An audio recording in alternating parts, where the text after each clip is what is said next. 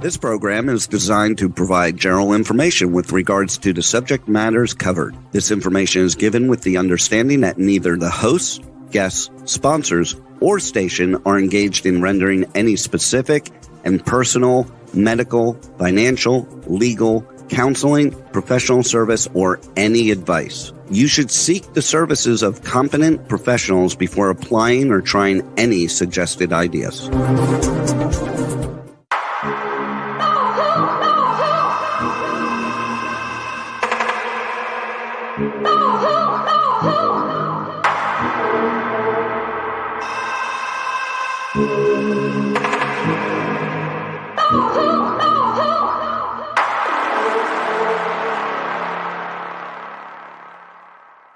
Good morning, truth seekers and true crime junkies. Welcome back to another episode of Hit the Road, Jack, Finding the Zodiac.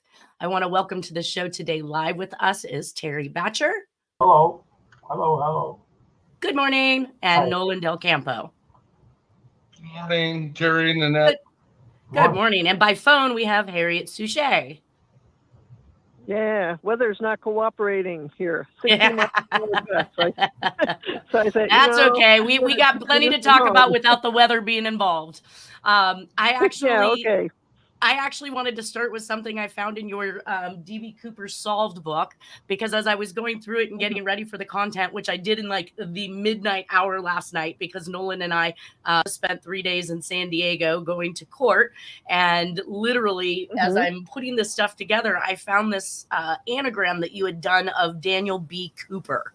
So I wanted to ask, I know that they labeled him as D.B. Cooper because they found a D.B. Cooper in, I believe, Oregon. But the ticket name was Daniel Cooper. So why did you add the B in there? Because I was getting to know the code system quite well. And I thought, let's see, I was throwing something at the wall. Let's see what sticks here. And I came out with this was having something to do with this particular caper. Well, in that anagram, you came up with, by anagramming out Daniel B. Cooper, you came up with RN B Dole E CIA Op, which you then expounded on by putting together Richard Nixon, Bob Dole, which was a senator, Emeritus CIA Op. Can you tell us what that means? That this was... I was learning about the same time period as I was putting the book together, before that anyways, that Hoffa got himself into some serious trouble by tipping off some information in Vietnam.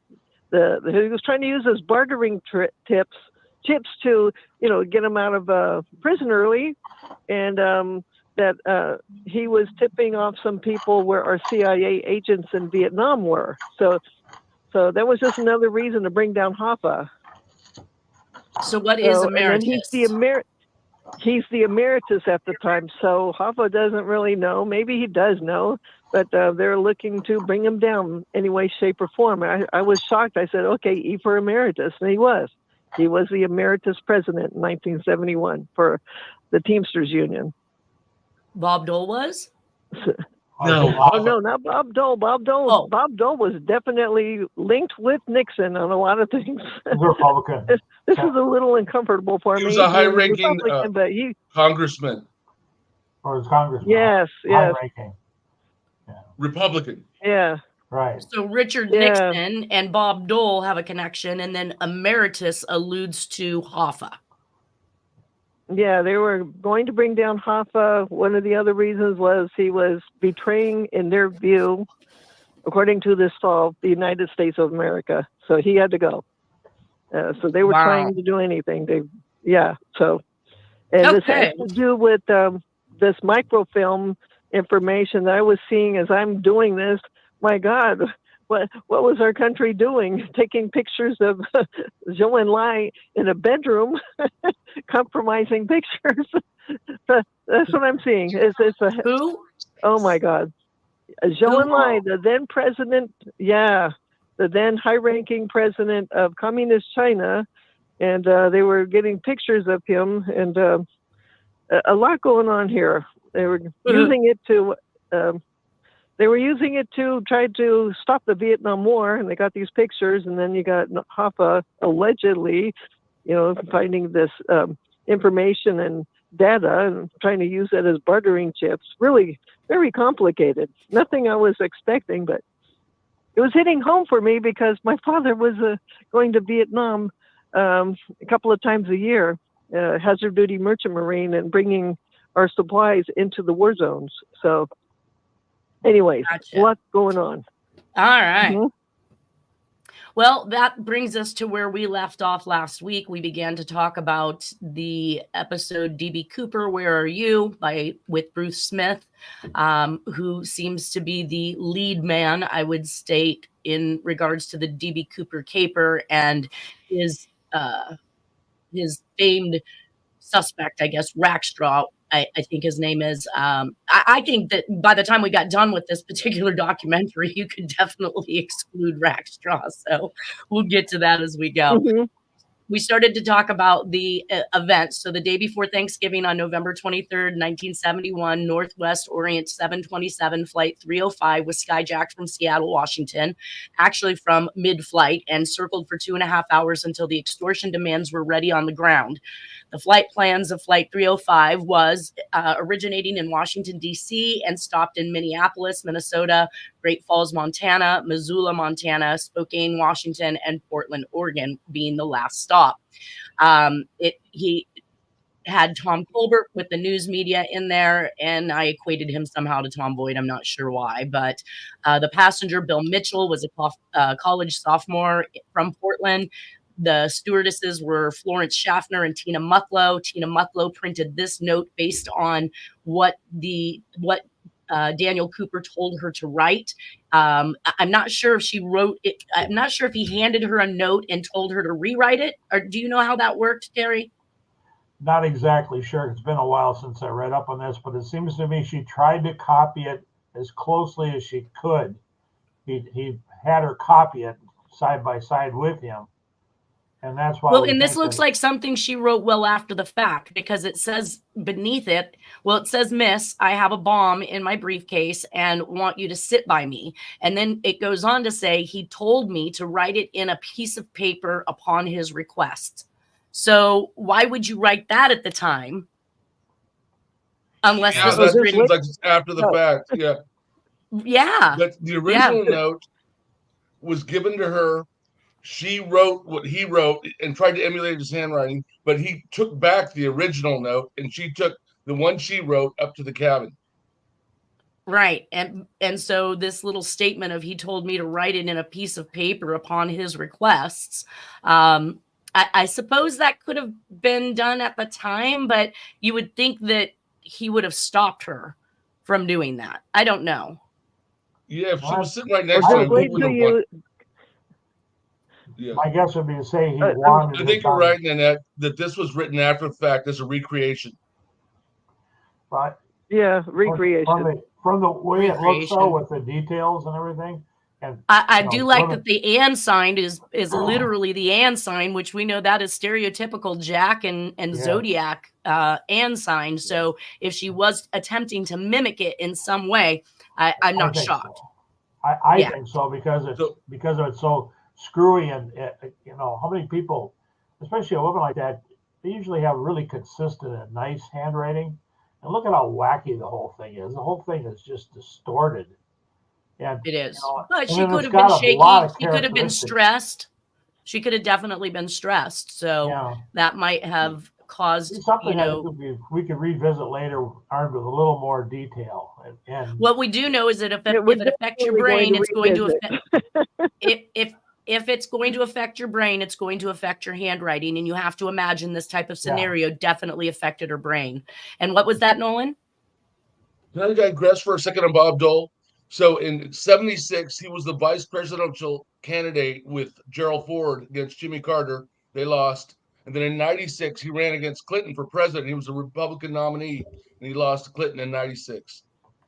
Huh. He also had a bad wing. He had a bad arm from his war hero. I think World War II injury. Mm-hmm. So he was disabled in one arm.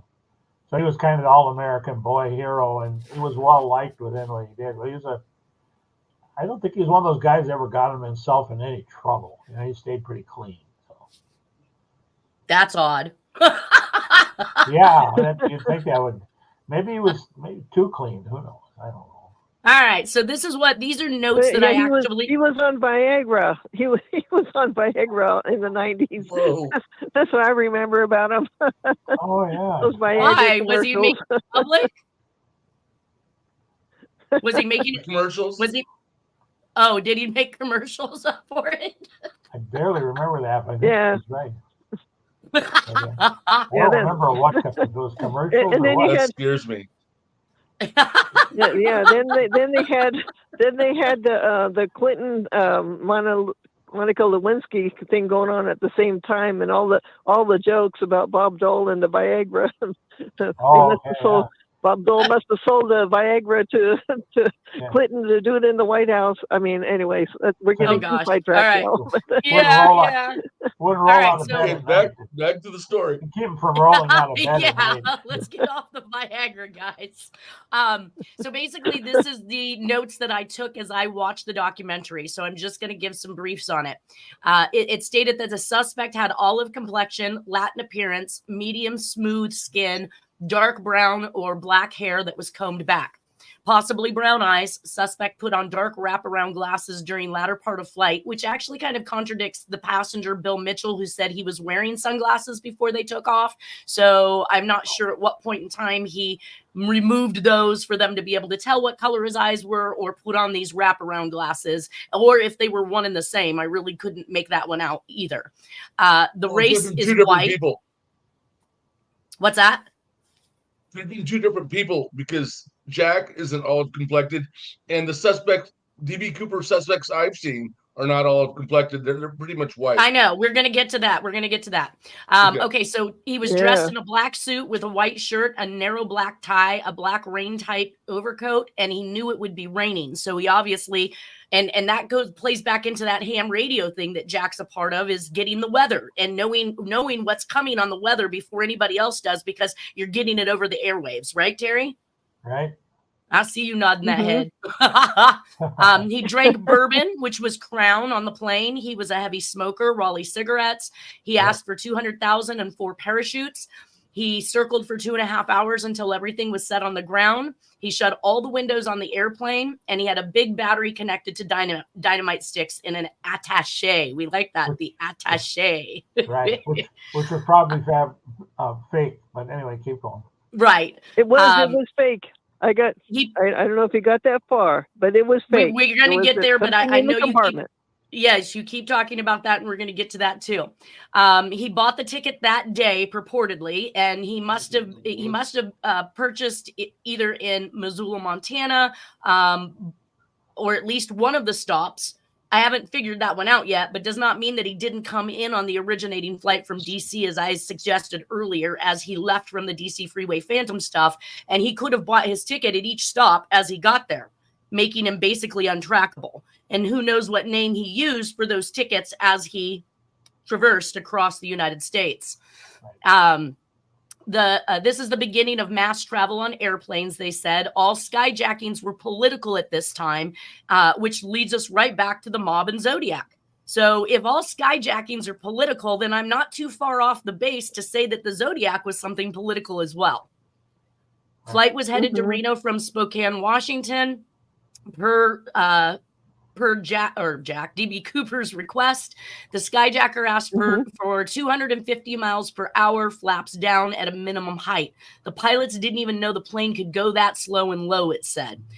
They flew over an area called the Dark Divide. Do you know what that is, Terry? Dark Divide means all be pine trees. And there's water or pine trees. There's very few open areas with something like that. Gotcha. So says he was not nervous. It says he was not nervous. We know that to be a Zodiac Killer MO, especially as he walked to the Presidio after killing Paul Stein. He walked looking as if he was just some normal person walking down the street. He hadn't just committed a murder. He was nice, as described by Mucklow. He sent Mucklow to the cockpit and told her don't come out. At 8:12 p.m., the pressure in the cabin changes, pilot's ears pop, and the aft stairs went down. He takes off the tie and he leaves it, which I think is another one of those clues that the Zodiac states that he's always left behind. They searched Woodland East Aerial, and they had fingerprints on the ticket. So where are these fingerprints, folks? Again, we're back to, square one, lost info or lost. We'll never know. We'll never see it. Wasn't it a clip-on tie? Yes. Yeah, Yes. J.C. Penney's. J.C. Penney's clip-on.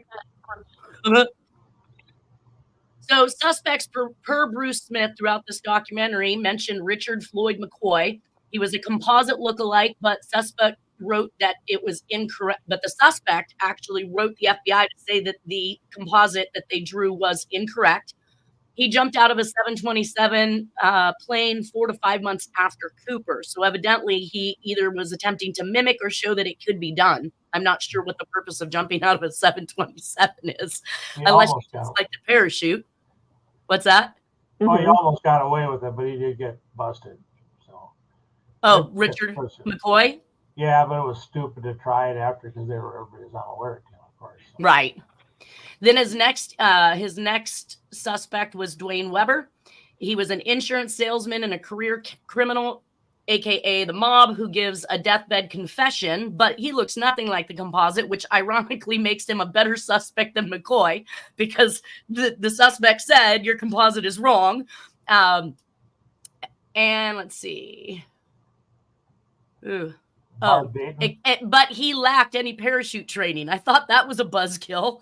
Like, how are you going to give us this guy as a suspect if he doesn't know how to jump out of a plane? Yeah, he's not going to jump out. You're going to like this one, Harriette. Barb Dayton confessed to being DB. He used to be a man named Bobby. So what is it? What is the deal with all of these individuals like John Mark Carr? Once they get caught up or wrapped up in the middle of this mess, they go and turn themselves into a woman so nobody can identify them again. So you one of the books I read, she is one of the primary suspects. That's what it says here. Barb Dayton, she's used to be a man named Bobby, was a merchant marine, just like you were talking about, and a librarian. So I'm assuming when he was a man, he was a merchant marine, and as a female, he was the librarian. You have to come across the Tina Mucklow. Hold on, one at a time. Go ahead, Harriet. Sorry. Oh, me? You haven't come across the Tina Mucklow surprise. I know. We'll code in this. Yeah, we're going to get to that. There's a lot going on. Okay, Harriet, we're going to get to that. Nolan, what did you want to say? I've seen pictures of Barb as a man and a woman, and I've seen her in a woman in like a jumping flight suit. So she had parachuting skills. Right. It says she was a merchant. And she both. He was a merchant marine, so yeah, undoubtedly, right? Is that something that your father would have learned, Harriet? As a merchant marine, he had a lot of training. He was Navy. He was also Navy. He was Navy because of the thing in World War II. Before World War II, he became Navy Reserve. So yeah, he had a lot of training. Yes. Well, I did notate that this is eerily like John Mark Carr, right? The man admits to a crime and then becomes a woman. So we had John Mark Carr, who takes credit for John Benet Ramsey, but then ultimately is found innocent. He had enough information to get them on board and believe that he was, to bring him all the way back here to the United States. And then once he gets here, they release him of charges. They can't find his computer, so he's no longer up for pedophile charges in Sonoma County. And then he becomes a woman afterwards. So there seems to be this. I think he had connections. I have an objection to that because there's footage of John Mark Carr post the. No. Let's not. When we get to John Mark Carr, I'm only using that. He's a switch hitter. Okay, yes, but I'm only using that as an analogy for another person who makes or admits to something they claim to have done and then ultimately becomes a woman afterwards. He was a phony, but he never turned into a woman per se. So John Mark Carr? No, he's actually really butch, sporting a wig and everything, being a real tough guy these days. Oh, really? Oh, yeah. Anyways, all right. Then there was Ken Christensen, who worked for Northwest Orient, who was bought out evidently by Delta Airlines in the end. I don't know that there was very much information on this Ken Christensen other than he worked for Northwest Orient, but that doesn't necessarily make him a parachuter. You know, just because you work for the airline, I'm pretty sure there's a lot of people who work for the airline have never jumped out of one of those good running airplanes. Sheridan Peterson worked at Boeing, which was another one of their options. And then I said mob, aka drug trafficker Ron Carlson, claims in 2011 to know who DB is, claims he ran drugs and met Dick Briggs in 1978, who was a cocaine supplier. I think this is too braggy. I mean, honestly, that's my personal opinion, but I think if you knew who pulled that heist, you wouldn't even ever mention their name or you'd be dead, right? Well, something. Perhaps, yeah. How does he know? But I've seen those two names come up in documentaries on DB Cooper, though. Briggs. Yes. There's so much different disinformation about DB Cooper. It's all a sideshow. Yeah. It's just so this Ron Carlson. DB Cooper had inside connections as well. Absolutely, 100%, and enough to disseminate information so that it pointed into different people or different patsies or what have you. Dick Briggs, Ron Carlson is actually on the DB Cooper documentary that we're talking about right now. And he is stating that this Dick Briggs told him that he knew Ron Carlson said that Dick Briggs was the actual DB Cooper, and that at one of his parties, he pointed to a hippie family at one of his parties and said that they would find some of his stolen money in 3 days on the North Shore. And then, of course, on February 10th of 1980, Howard Ingram's son found $5,800 on the Columbia River. And everybody's aware of that. That's the money that doesn't look like it literally had sat out there for, 9 years in water. It was sticking out of the surface. I'm not so sure about that. It was weathered money, but they also found a lot of it that was shredded that left them to believe that it was dredged up, because they dredged that area of the river to make it a little deeper on a regular basis. Right. Some of it could have been planted. Yeah, but the bulk of it. Little side note. Hold on. Finish, Terry. The bulk of it was never found. Gotcha. Yeah. All right, Nolan. Yeah. On a side note, this is one of the documentaries I've seen on DB Cooper. And a side note too, the name Dan Cooper is taken from a comic book character who was like a stormtrooper hero. I think it was a Canadian comic book. It was. Yes, it was. Absolutely.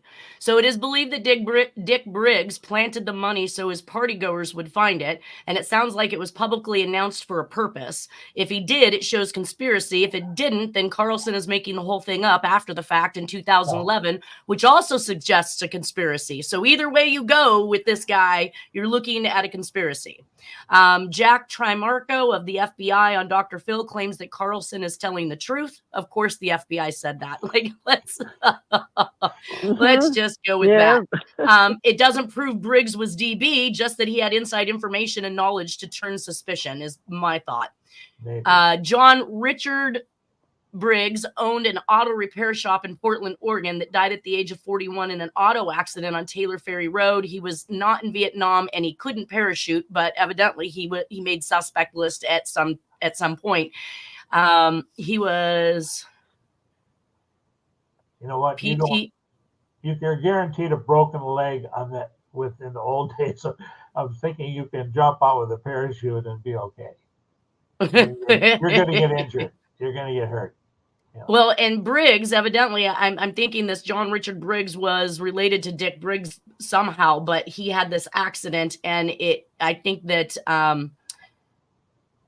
there was some questions as to whether or not he was suicided or murdered. So that's what I took from that. And now, finally, would be Rackstraw. And this is actually the legitimate suspect of Bruce Smith.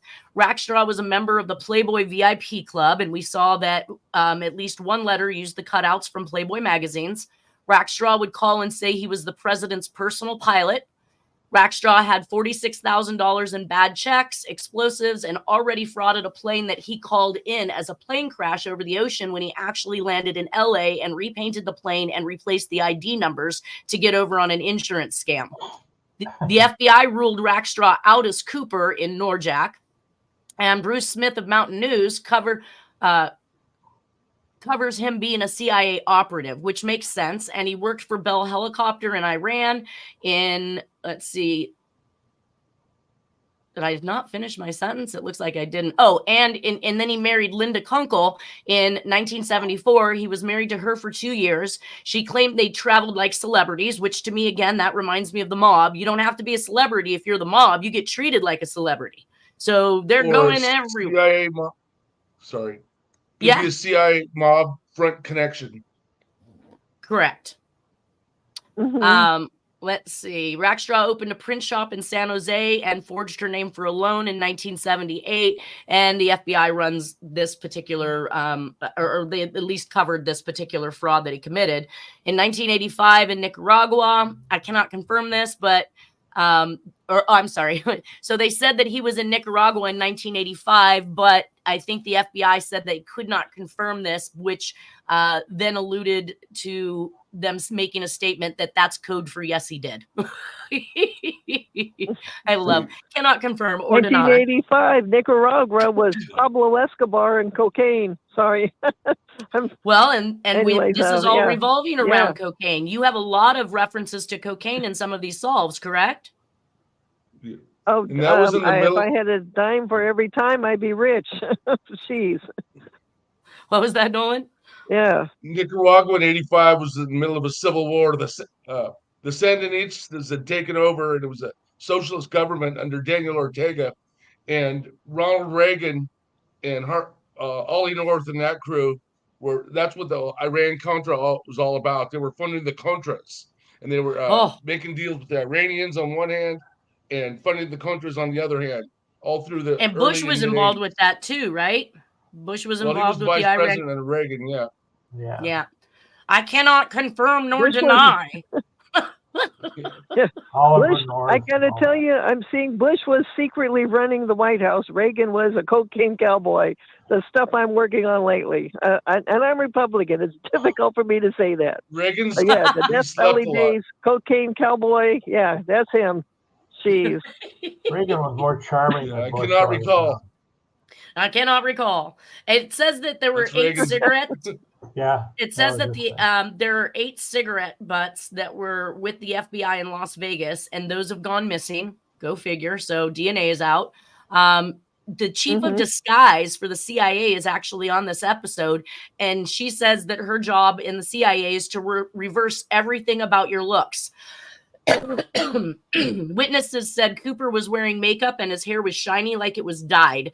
That took me back to the nurse murders and Jack rocking the black hair. We did see him dye his hair black at one point in time, and we have pictures of that where it's growing back out.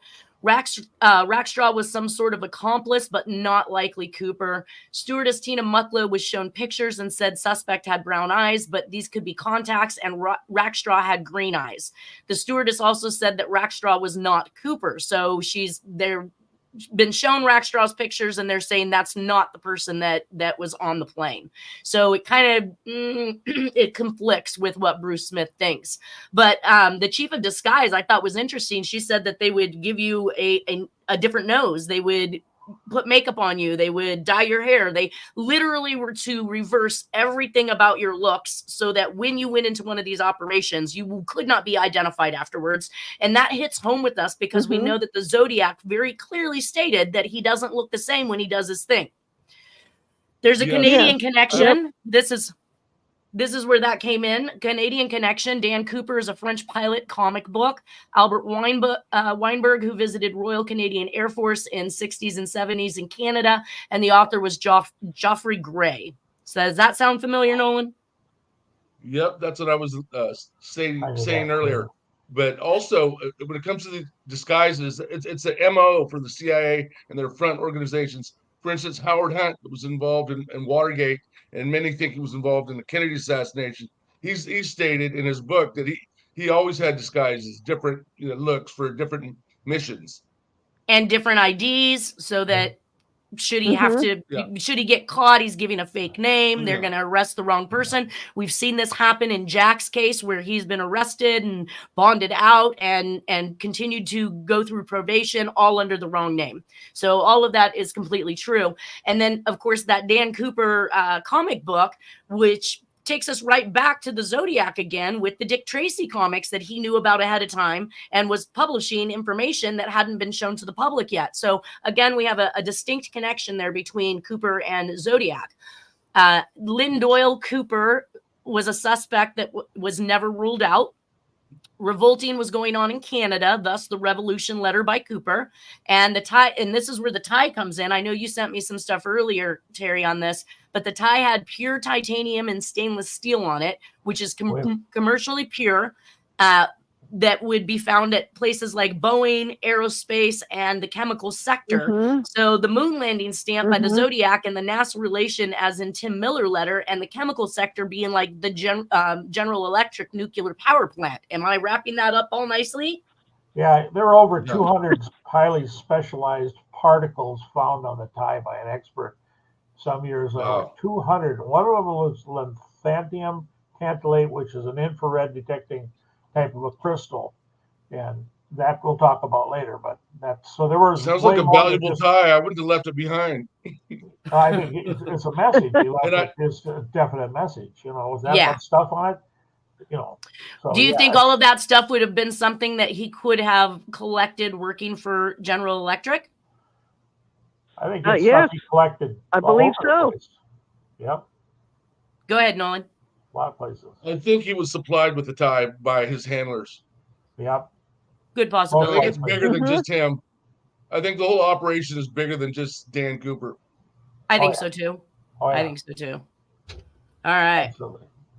So we had a letter, and I don't actually actively have this letter, but there was a letter that was mailed November 26, 1971 to it doesn't say who it was, it just says Miss, and then it doesn't state who it was. But the interesting part was it was postmarked from Minnesota, which is one of the stops along the DB Cooper flight plan from DC to Portland, Oregon.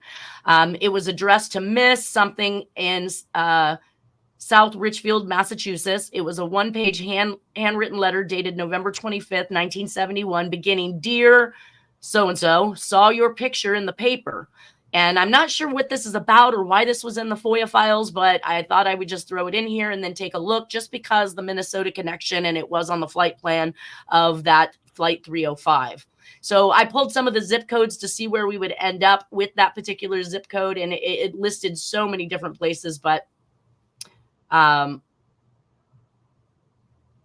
that brings us to the very first letter, I believe, in the series that came out, which is "Attention, thanks for hospitality, was in a rut, DB Cooper." This was mailed to the Reno newspaper, Reno, Nevada.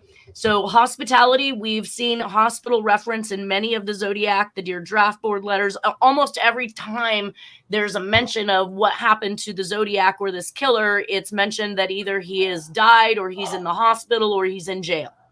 So this runs... Postmark, California. Yes, postmark is California, Oakdale, California, which is the Modesto area. And I'm pretty sure that these cutouts came out of the Modesto Bee. So when they said that the suspect was a Portland, Oregon resident, I laughed. I scoffed. Like, the first letter that comes out of this caper is mailed out of the Modesto area, because that's where Oakdale is in the San Joaquin Valley. That's just first reactive police response. Okay, he's got to be from Portland. You know, which doesn't make any sense, like when because they he didn't surround the airport and they searched the airport in the vicinity when he jumped out way before the airport. You know, it's lazy police work. And boy, doesn't that letter get to be about as Zodiac Jack as you can get? Like, he's jumping up and down and saying, look at the NEV. It has that eerie symbol that we found on the Halloween card. Lots of things. Very similar the way the NEV is written, that is comparative to that the U.S. Steel stamp image. Combination JTs, everything. And the R and the Reno, and the whole word Reno is reminiscent of the card to Count Marco. Right. Yes, the long dragging ends and the finals on the handwriting. Yes, this definitely. What's that? One of your documents that you should have will be addressed B.D. Cooper. Yeah, we haven't gotten there yet. Okay. We're just now starting on the very first letter. So I also notated, Nolan, that the writing was like the Red Phantom, which is the Count Marco. The NE formation is indicative of the symbol for Mount Diablo in the Halloween card. The period dots are a running system that's used. And from Oakdale, which is around the corner from Modesto, which is where the abduction of Kathleen Johns happened. So letter number 1, it says it was sent out from Oakdale, California on Saturday, November 27th, 1971. It reached the Reno Evening Gazette on Monday, November 29th, 1971, and was immediately published on page 1 of that evening edition. It reads, "Attention, thanks for the hospitality. Was in a rut, D.B. Cooper." It was a cut and paste letter. This is something that the Zodiac, all the way back to Black Dahlia, I mean, from day one, this man has used this MO. Oh, yeah. It was determined within 2 days that the letters, words, and phrases came from the Friday, November 26, 1971 edition of the Modesto Bee newspaper. Bill Gossett lived in Merced, California for many years prior to 1971, and his first family was eating Thanksgiving dinner in Merced the night after Cooper hijacked Northwest Airlines flight number 305. I'm guessing that the person who wrote this thinks that Bill Gossett is a possible suspect. Merced is about 20 miles from Oakdale, California. The FBI took possession of this letter, and it has never been seen since. Go figure. Yeah. One of the first songs. How much going on? It's with the cigarette butts and JFK's brain in a vault. So yes, I did a brief Viagra. I did a quick map of the location. We can see that Modesto, California is here. The letter was mailed out of Oakdale, California up here, and they are approximately 14.8 miles from each other. So 27 minutes away, but it is highly likely that the Modesto Bee is actually servicing the entire area. So he could have gotten that newspaper right there in Oakdale, I'm sure. So using an anagramming system. I believe they were. They were. The Modesto Bee had all of Central California, the people who owned it. Right. So using an anagram system that Jack taught to Dennis and applied by Harriette, you came up with this solve. So you used all of the wording that's in this particular letter, and you came up with, "Attention, United States, Robert Kennedy shot in hospital. I dare Northeast British Columbia and Northwest Orient Airline to pay for it." Do you recall that solve? Yes, I do, and I'm looking for it in my book. But there's a lot going on there. Well, that kind of it kind of hit home because what? Well, they believe Hoffa's behind killing Kennedy, so there's another. It's not a cipher. They're going to bring him down. It's not a cipher. Okay. She anagrammed the letters on this particular communication. Okay. So the words "attention, thanks for hospitality," was in a rut, D.B. Cooper, and the Reno newspaper, Reno, Nevada, was all used in order to complete the anagramming process that read a message that stated, "Attention, United States, Robert Kennedy shot in hospital. I dare Northeast British Columbia and Northwest Orient Airline to pay for it." This kind of reminds me of the fact that Harriette was starting to see solves that indicated that he was upset, that the Zodiac was upset for not getting paid for his little list of people that he killed in retribution for Robert Kennedy. So now to say, "I dare these people to pay for it," is almost as if to say, he was going to collect his money because he's not getting paid from the government, from the politicians that he is reaching out to as a handler. He's not seeing his pay, right, Harriette?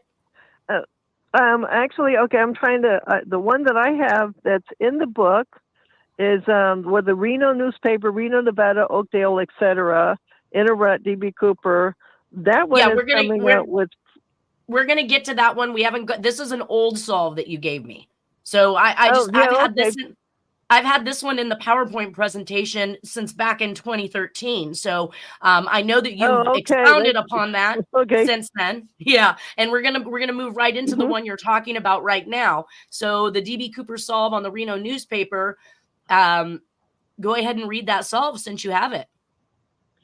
I was learning more about this system. It just came out as I'll just read what the Reno newspaper, the NEV Oakdale, CA, the zip code 95061, November 27, 1971. President Dwight David Eisenhower, USA, 8 cents. Attention, exclamation mark. Thanks for hospitality was in a rut, D.B. Cooper. That all anagrammed out to President Nixon, OK, Agnew, USA, spy attack, Op Ratchet, it was to collect money, via a Northwest Orient, 7/16/1971. A tackle spindle line was hid, briefcase door compartment void, ad usum, when land over Reno at the zip code of 89502. So ratchet means ransom. Ad usum is I see him using that a lot. AU is Latin for ad usum. And then the zip code. And that's where Jack, Dennis said a million times that Jack got injured as he had jumped out back there. Busted his shoulder, motorcycle, all kinds of information there. But that's what this is saying. That just like you said, Terry B., that was a fake bomb thing. The compartment void had that, yeah. He probably took it in the bathroom and burned it up. It was just a fake paper copy of a, and they were painted red dynamite sticks, and dynamite's only red in the cartoons. It's actually a different kind of a beige color, like real dynamite. So he's having his little joke there too, by using red dynamite like a cartoon character would use. So. Well, and I'm interested that the Agnew pops up in the D.B. Cooper messages, because Agnew at this particular time was also forced into resignation. And since he was forced to resign, he then turned around and borrowed $200,000 from Sinatra, and he pays it back within a very short period of time. Like, he almost immediately pays this money back to Sinatra. So where did that $200,000 come from? If he had access to that kind of money, why did he even need to borrow it? First off, and second off, being able to pay it back so quickly indicates that he came into some money rather fast. So this might be connected somehow, right? Possibly. Yeah, it's. Yeah, and the reason Agnew was forced out was because he was caught red-handed taking bribes when he was the governor of Maryland. Right. And the reason Nixon put him on the ticket, he was one of the part of the most conservative parts of the Republican Party, and Nixon wanted the support of the hardline Republicans. And because there were other more conservative Republicans than Nixon running. So he brought Agnew on the ticket for that. Then when Agnew was vice president, he still kept taking bribes. So he finally had to go. They ran him out before they ran out Nixon. Right. Wow. That's one of those things with politics. They end up taking somebody they didn't really want to take, but they have to. It's right. Politics. Yes. Yeah. Well, then we have this. Mold. So we have the first letter coming out of Oakdale, California. The second letter that follows actually comes out of Canada. So on November 30th, 1971, we receive a letter that's mailed to the chief editor of the province in Vancouver.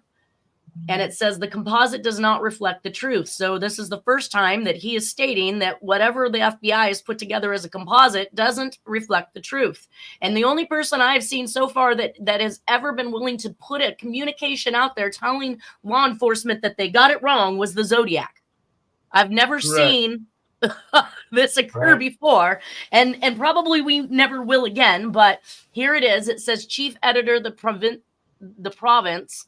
The composite drawing on page 3, as suspected, does not represent the truth. I enjoyed the Grey Cup game and am leaving Vancouver. Thank you for your hospitality, D.B. Cooper. So we've got the hospitality thing going again. Go ahead, Terry. And you matched this handwriting to Jack's hand a long time ago. We're going to actually get to that point because I just found the clearest version in Harriette's book that I've ever seen. This was a little too muddled. It does have the overall gestalt of the Voinovich letters, the Scorpion letters to John Walsh. It does have the overall image for me is very similar, and the thickness, the weight of the writing. So let me just run down this letter real quick. November 30th, 1971, composite does not reflect the truth.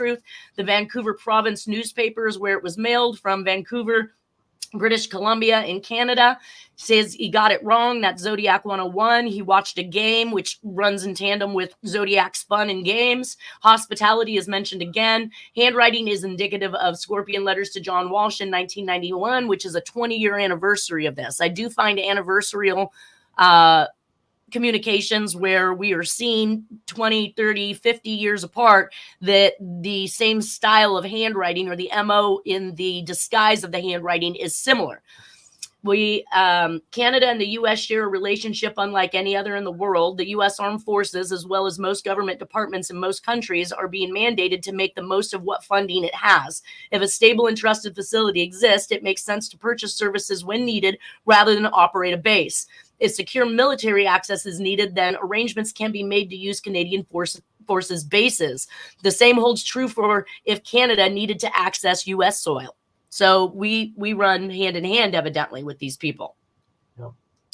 So here I just juxtaposed this particular writing to the Scorpion letters so that everybody can see what I'm talking about in regards to the setup of the communication. The overall gestalt for Cooper's Vancouver letter is most similar to the Scorpion letters to John Walsh. And it's also no coincidence that Cooper letters were 1971 and the Scorpion letters were written in 1991, which is an anniversary.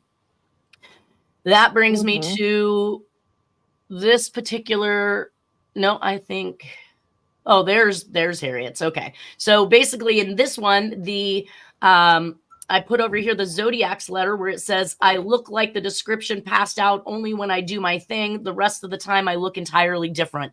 So there he is to tell them that, yes, that composite is reflective of who I am, but not who I look like daily. So he is admitting to disguise that's occurring. Letter number 2, it was a hand-printed and mailed from Vancouver, British Columbia, Canada to the Vancouver Province Editor's Office. The province published the letter on Wednesday, December 1st, 1971, but the postage date was Tuesday, November 30th, 1971. The letter was taken by the Vancouver Police Department and never seen again. The composite drawing on page 3 is suspected by FBI does not represent the truth. I enjoyed the Grey Cup game and leaving Vancouver now. Thanks for your hospitality, GB Cooper. The Grey Cup game is the Canadians' version of the Super Bowl and was played on Sunday, November 28, 1971 in Vancouver. The hijacker first saw the FBI sketch of himself in the Monday, November 29, 1971 newspaper and apparently didn't like the drawing by the FBI. The words, thanks for the hospitality, appeared again in a letter that was sent in the Vancouver, British Columbia, a long ways from Reno, Nevada. This is the same author of both letters, a man on the run and taunting the FBI. He says that his suspect, Gossett, liked football, he liked Canada, and he used the phrase, thanks for your hospitality, often. So this person, whoever wrote this, is definitely on to Gossett as the DB Cooper suspect. That's the last minute we have. If anybody wants to share anything, we're going to pick up and do the solve for this next week. So does anybody want to add anything? Oh, hospitality must be some sort of a signal or a message, right, that we haven't yet addressed as such. But I have to tell you, I'm I looking think to the root word guys hospital for is help. the clue there. And he's always adding the ITY on afterwards. Right. Yes. And Yes. it's kind of a throwback to what Zodiac, how he breaks up his words quite often. Right. Exactly. That's a good point. That's good. That's what I'm getting at. Anything from you, Harriette? Hey, happy St. Patrick's Day, especially to those of us with a touch of Irish blood in us. So Happy St. it's coming Patty's up Day. this weekend. It's coming up. Oh. Yes, it is. Yay. All right. Oh, Well, yeah. everybody have a Everybody wonderful love weekend. Everybody have a wonderful weekend. Thank you guys for being here, and we will pick up where we left off next week. Everyone have a wonderful weekend. Bye. San Diego is Bye-bye. much sunnier today. Yeah. It's beautiful Yeah. today. Yes, it is. If you're not where the tornadoes are. All right, you guys, take care. Happy St. Patty's Day.